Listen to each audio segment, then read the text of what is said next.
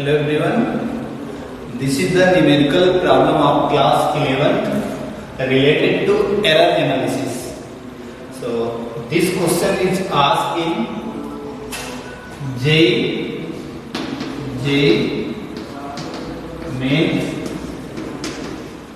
in 2016.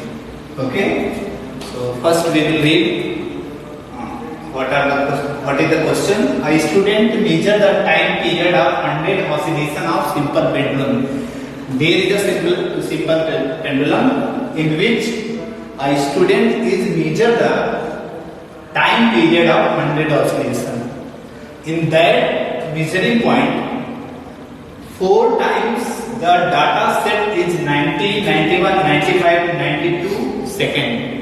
If minimum division in the measuring clock is 1 second, then find reported mean time. Okay, so first we will find the mean value of the given data.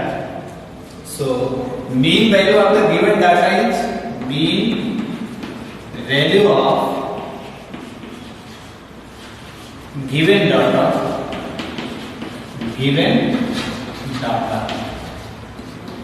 that is 90 plus 91 plus 95 plus 92 and divisible by 4. Why? Because we have 4 observations, 90, 91, 95, 92. These are the 4 observations. So we will divide by 4, adding all the observations and divided by 4.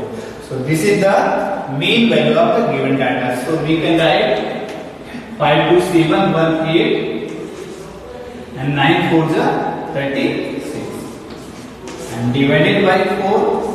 So we can write 4 9 is 4 2 is.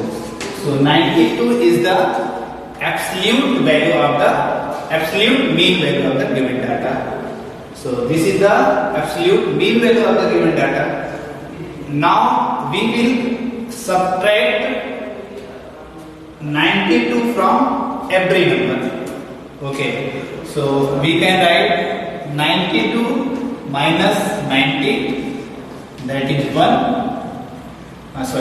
2, and 92 minus 91, that is 1, and 92 minus 95, that is minus 3, and 92 minus 92 equal to 0. So this is the absolute value and this is the mean value of the error. This is the value of error. What are the error during the experiment?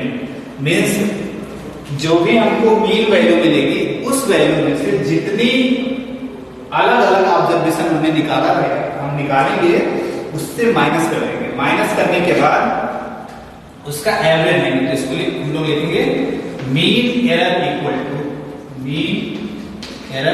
To so mean error equal to 2 plus 1। अब देखिए जो negative value है इसको हमेशा positive में ही लेना है, ये निगेटिव है या पॉजिटिव है इसको पॉजिटिव में लेना है। तो this is 3 and this is 0 divided by 4। तो 3 2 5 और 1 6। तो दिस इज 6 डिवाइडेड बाय 4, तो this is 1.5। So we can write clock is 1 second. If minimum division in the measuring clock is 1 second, then find reported mean time. So student reported mean time, that is 92, because the average value of the all data is 92 and plus minus 1.5. This is the reported data of the student. Plus minus में इसको क्यों लिखा जाता है? क्योंकि जो error होता है, एरर में 2 कंडीशन हो सकता है। अगर जो मिजरेबल वैल्यू है उससे वैल्यू कम हो जाए तब भी एरर है, उससे वैल्यू बढ़ जाए तब भी एरर है। तो बढ़ने के केस में हम पॉजिटिव लगाते हैं और कम होने के केस में निगेटिव लगाते हैं। So we can write 92 plus minus 1.5। Okay, again A student student measures the time period of 100 oscillation, 100 oscillations में से वो कौन कौन से ऑब्जर्वेशन को कैलकुलेट कर रहा है। पहले कैलकुलेट किया उसने 90, 91, 95, 92, 4 डाटा उसने लिया। 4 डाटा का सबसे पहले हम लोग क्या करेंगे, एवरेज निकालेंगे और उस एवरेज को बोलेंगे हम लोग absolute mean value, absolute mean value. So ये हमने किया और ये 92 आया, तो एक तो एब्सोल्यूट, इसका एरर ये आ गया एब्सोल्यूट मीन एरर। और सिर्फ मीन एरर निकालना है तो हम जो ये वैल्यू आएगी इसमें से जो गिवन डाटा है उसको माइनस करते चले जाएंगे। तो 92 माइनस 90, 90 माइनस 91, 92 माइनस 95, 90। अब ये जो वैल्यू निगेटिव आई है इसको हम पॉजिटिव कैलकुलेट कर लेंगे, क्योंकि एरर जो है हमेशा पॉजिटिव में निकाला है। सो इसको हमने ऐड कर दिया तो आ गया 1.5। स्टूडेंट जो ऑब्जर्व करेगा कितनी एरर है, that is 1.5 plus minus 92। Another question, एक क्वेश्चन और हम लोग सॉल्व करेंगे। Suppose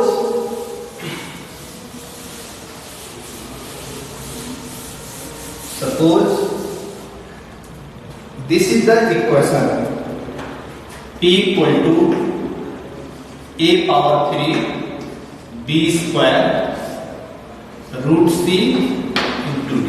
Suppose this is any algebraic equation and we are going to find the error in the p. If the error is given, if value of error is given a, b, c and d in the terms of a, b, c and d. So how we will calculate? Okay. So suppose if the value of a, that is 2% and the value of b, that is 3%, and the value of c, that is 4%, and value of d, that is 5%. This is the supposition of the questions. कहने का मतलब ये है, एक equation हमको दिया गया है p equal to a power 3 b square root c into D. ये इक्वेशन हमको दिया गया है। इस इक्वेशन में p में कितनी मैक्सिमम एरर होगी वो हमको कैलकुलेट करना है।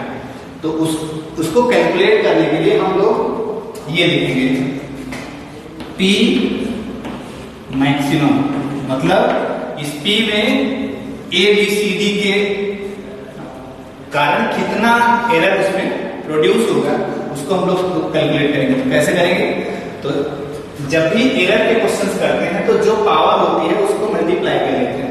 इसको हम लोग लिख सकते हैं 3 delta a by a into 100, और जो मल्टीप्लाई होता है उसको हम लोग प्लस कर देते हैं, और जो पावर होता है उससे मल्टीप्लाई करते हैं। 2 into delta b by b into 100। अब जो डिवाइड होता है उसको भी हम लोग ऊपर ही लिखते हैं प्लस में, प्लस और c पर पावर हाफ होगा तो half delta c by c into 100 plus delta d by d into 100। अब देखिए ध्यान से देखें, ये एक्चुअल में delta a by a into 100 है क्या। जैसे जब भी हमको परसेंटेज किसी चीज का निकालना होता है हम लोग क्या करते हैं, observe value divided by real value into 100। तो this is observe value, this is real value of the A multiplied by 100। तो ये एक्चुअल में वैल्यू जो है वो परसेंटेज में वैल्यू है। सेम b के साथ observe value divided by real value into 100, same c के साथ सेम d के साथ। अब ये आपको नहीं समझ में आ रहा होगा कि किस c को प्लस में कैसे लिखेंगे। जब भी हम परसेंटेज एरर के क्वेश्चंस करेंगे तो किसी भी अलजेब्रिक एक्सप्रेशन पर जो पावर रहेगी उसको मल्टीप्लाई कर लेंगे, पावर मल्टीप्लाई करने के बाद उसको ऐड करेंगे। तो देखिए c पे पावर हाफ था तो हमने लिख दिया हाफ, और डेल्टा c बाई c की वैल्यू हमको 4% दी गई, और डेल्टा d बाई d की वैल्यू हमको दी गई 5%। तो सारी वैल्यू हम पुट कर लेंगे। So we can write 3 delta a by a की वैल्यू हमको दिया गया क्वेश्चन में 2 plus 2 delta b by b into 100 की वैल्यू परसेंटेज में दिया गया 3 plus half delta c by c की वैल्यू हमको दिया गया 4 plus delta d by d into 100 की वैल्यू दी गई 5। हम इसको सॉल्व कर लेंगे तो 3 2 जा 6 प्लस 2 3 जा 6 प्लस 2 2 जा 4 2 प्लस 5। सो 5 2 7 7 6 13 13 और 6 19। सो 19% का एरर इस क्वेश्चन में होगा जो स्टूडेंट ऑब्जर्व किया। ऐसे और भी क्वेश्चन कर सकते हैं। सपोज दिस इज रेक्टेंगल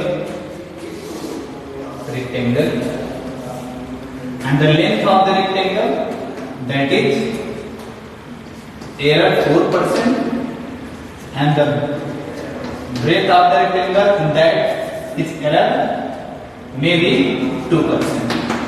अगर कोई रेक्टेंगल दिया है उसके लेंथ में को मेजर करने में 4% की एरर आ रही है और ब्रेथ के मेजरमेंट में 2% की एरर आ रही है, तो बताइए एरिया में कितने परसेंट की एरर होगी? This is the question. What should be the error when any student measure the length of the any rectangle and breadth of the any rectangle? If the length if during the measurement of the length error is 4% and during the measurement of the breadth error is 2%, so calculate the total error during the measurement of the area. So we can write area equal to length into breadth. Okay, सबसे पहले हम area का formula लिखेंगे। So we can write delta L by L into 100 plus delta B by B into 100। ये ध्यान में रहे कि ये मल्टीप्लाई हो या डिवाइड हो, इसको हमेशा हमको प्लस में ही लिखना है, और अगर इसके साथ में पावर दिया है उसको मल्टीप्लाई कर देना है। ये ध्यान रहे दो चीज। तो delta L by L into 100, इसकी वैल्यू हमको परसेंटेज में दे दी 4% और इसकी वैल्यू दे दिया 2%, दैट इज इक्वल टू 6%। तो 6% का एरर होगा इसके एरिया में। सेम अगर हम स्क्वायर का टर्म ले लें तो स्क्वायर है,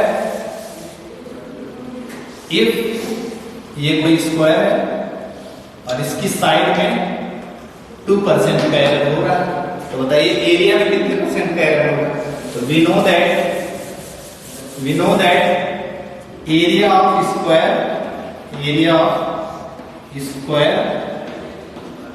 दैट इज साइड का स्क्वायर, साइड में 2।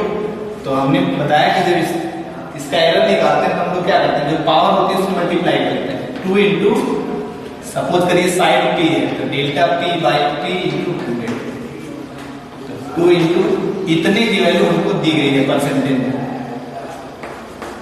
4%। So this is the error. अब देखिए एक क्वेश्चन और इसी टाइप का होता है। सपोज अगर ये वैल्यू जो है वो परसेंट में ना दी गई हो, अगर किसी भी क्वेश्चन में ये वैल्यू परसेंट में ना दी गई हो तो उस केस में क्या करेंगे? उस केस के लिए देख लीजिए।